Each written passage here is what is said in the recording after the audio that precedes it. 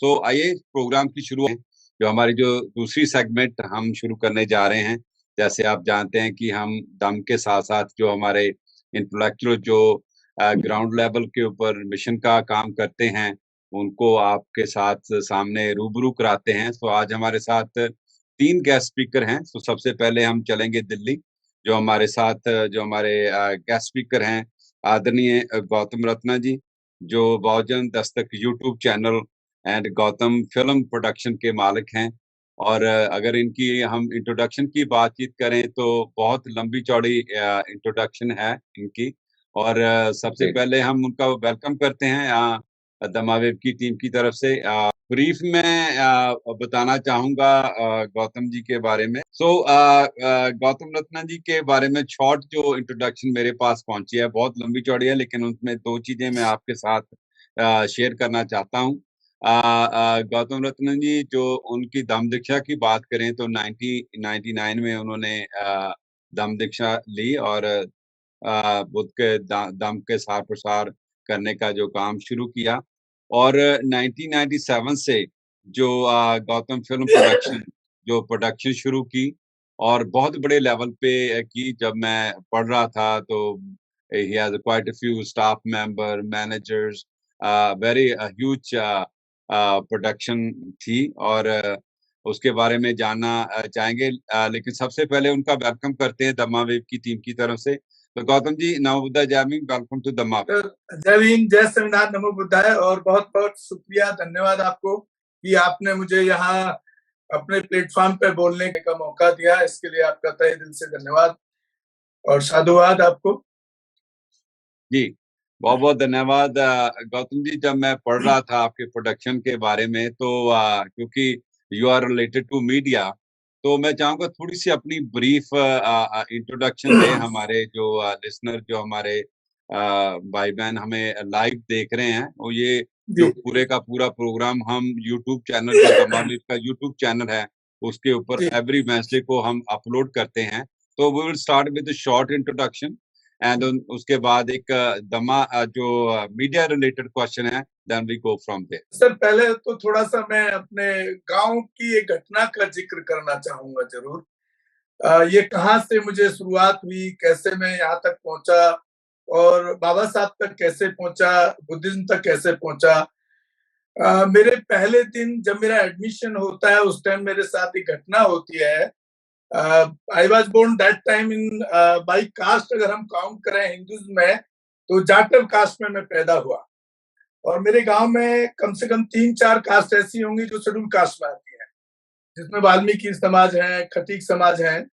तो हम 10-12 स्टूडेंट का पहले दिन जब एडमिशन होता है स्कूल के अंदर, तो वहां पर एक मनुवादी मानसिकता, ब्राह्मणवादी कह लीजिए, मनुवादी कह लीजिए, वो एक तो जो वहां फर्श है, जो जनरल कैटेगरी के स्टूडेंट हैं वो फर्श पे बैठ रहे थे और हमको उस फर्श के बराबर में बिल्कुल नीचे मिट्टी में बिठाया गया।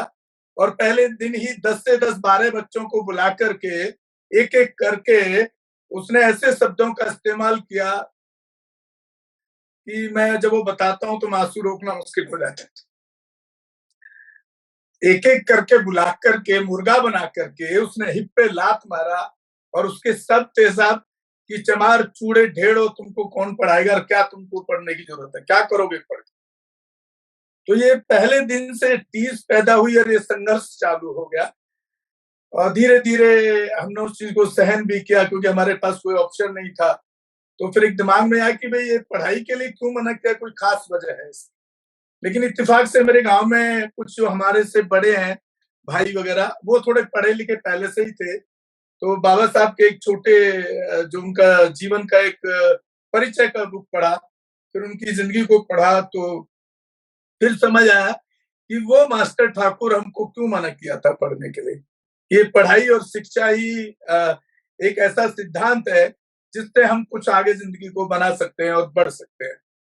और यहाँ से शुरुआत हुई और मेरा 5वीं तक का गांव में किया। फिर उसके बाद 6वीं से 8वीं तक 5 किलोमीटर पैदल और 2-2 3-3 फुट के रेत और झाड़ियों के बीच में 5 किलोमीटर डेली पैदल मैं 6वीं से 8वीं तक वहां स्कूल गया, दूसरे स्कूल में। फिर थोड़ा और बड़े हुए तो 1982 81-82 के आसपास की बात होगी। प्रोफेसर जोगिंदर कवाड़े साहब मेरे गांव में एक हमारे प्लान किया कि बाबा साहब के स्टैचू आदम का प्रतिमा लगाना है और एक जगह का बाउंड्री किया गया, तो वो आए गांव में, उन्होंने स्पीच दिया। और मैं उनका जिक्र इसलिए कर रहा हूँ कि उनकी स्पीच में बड़ा एक्साइटमेंट होता था और एक एग्रेसिव होती थी। मतलब आप यकीन नहीं करेंगे, उस टाइम लगता था, जब मैं उस बचपन की घटना को याद करता था कि यार पढ़ाई वढ़ाई तो देखा जाएगा, हमको तो हथियार और बंदूक और गोला उठा लेना चाहिए, और जो इस तरह के लोग हमारे साथ बिहेव करते हैं उनको जान से मार देना चाहिए। फिर हम थोड़े बड़े हुए, वो कहीं चले गए, क्या हुआ, वो राजनीति में चले गए, क्योंकि आई थिंक तब तक वो सामाजिक संगठन दलित सेना के सुप्रीमो थे। उसके बाद सब मैं 1984 में दिल्ली आ गया, और दिल्ली में आने के बाद स्थिति ये थी कि आर्थिक हालात ठीक नहीं थे। तो मैं रात को जब 9वीं क्लास में मेरा एडमिशन हुआ दिल्ली में, बड़े भाई थे, ले आए थे, लेकिन उनका जो माहौल तो घर का जो था वो भाई जैसा बिहेव नहीं था। तो मैं चौकीदार की नौकरी दिल्ली में रह करके 9th और 10th किया, और 10th करने के बाद लगभग 1989 के अंदर मुझे किसी रिलेटिव के, किसी जानने वाले के, अपने समाज के थ्रू मुझे एक पार्ट टाइम काम चाहिए था। तो मैंने फिल्म लाइन के अंदर एक सबसे छोटा डेजिग्नेशन होता है स्पॉट बॉय।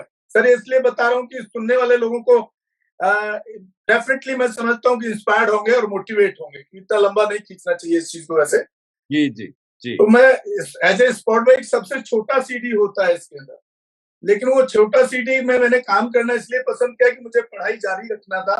मेरे पास कोई आर्थिक सोर्स इनकम के नहीं थे जिससे मैं अपनी पढ़ाई को कर पाऊं।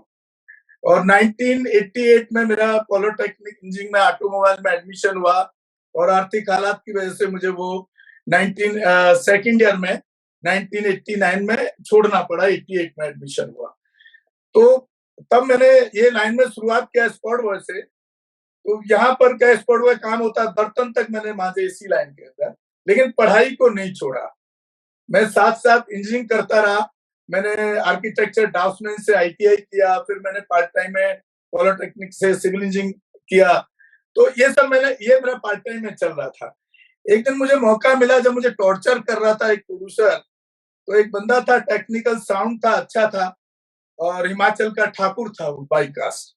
तो उसने बोला, यार ये लड़के का स्पॉट बॉय का काम बर्तन धोने का थोड़ी, आप इससे बर्तन प्लेटें साफ करवा रहे।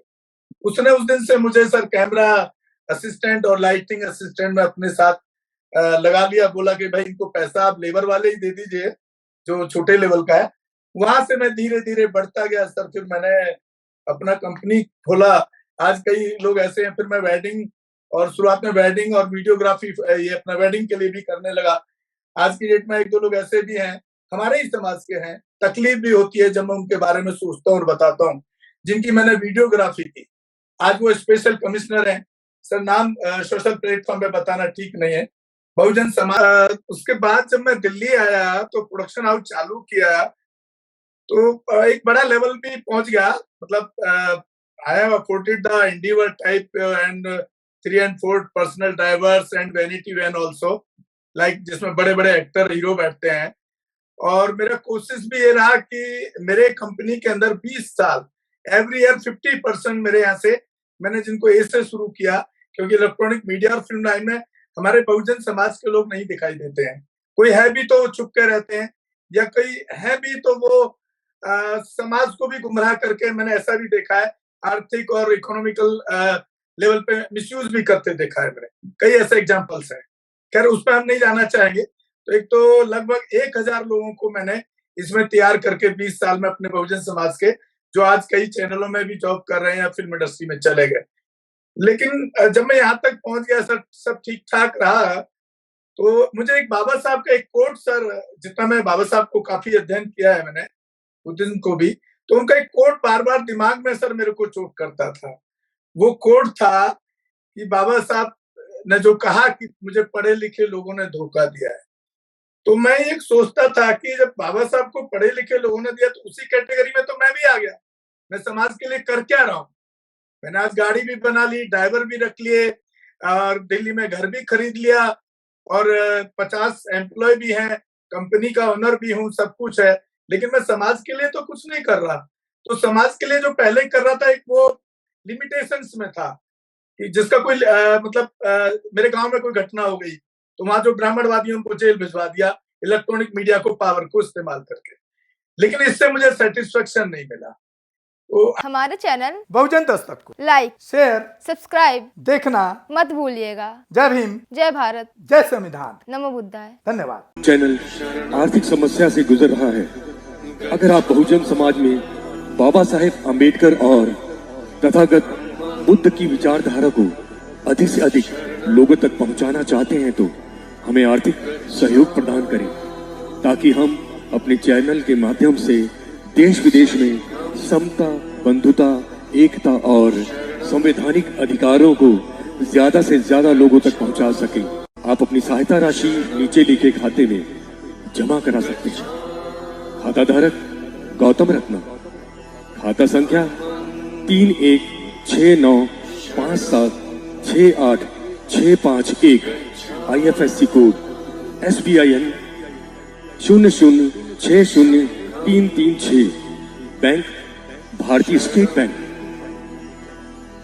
आप हमारे बैंक खाते का विवरण स्क्रीन पर भी देख सकते हैं। जय भीम, जय भीम।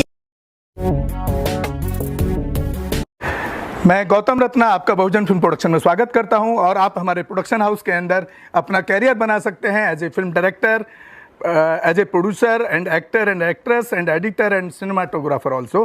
अगर आपको फिल्म से रिलेटेड कुछ भी प्रोजेक्ट आपको बनवाना है तो हमारे पास में पूरा सेटअप है, जिसमें फिल्म कैमरा है, शूटिंग लाइट्स है और एडिटिंग है। सारा A to Z एक ही जगह पर आपको हमारे यहाँ पर मिल जाएगा। तो दोस्तों आप हमें कांटेक्ट कर सकते हैं हमारे नंबर्स पर 9810085714 और 8510005714। हमारे वेबसाइट पे विजिट कर सकते हैं www.filmserviceindia.com और हमें मेल भी कर सकते हैं gautamfilmsproduction@gmail.com पर। धन्यवाद।